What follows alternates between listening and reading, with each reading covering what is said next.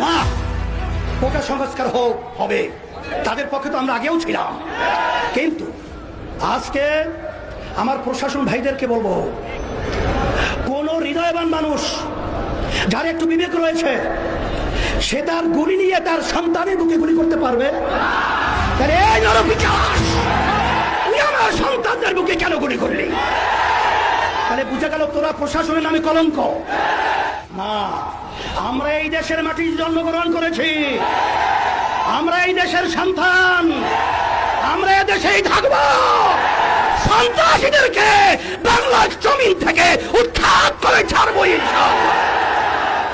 আজকে আমার ছেলেদেরকে, আমার মেয়েদেরকে আজকে ওরা নির্বিচারে পাখির মতো গুলি করে হত্যা করবে।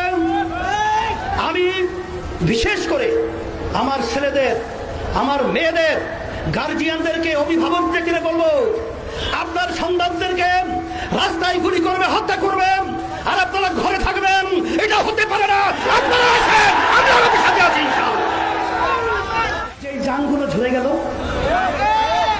যেই মায়ের কোল খালি হলো, সেই সন্তান আজকে মা এতিম হলো, আজকে মা সন্তান হারা হলো, সেই সন্তানদের কি বিচার হবে? তাদেরকে কিভাবে ফেরত দেওয়া হবে? কোন দেশে আমরা বসবাস করছি? আজকে আশ্চর্য,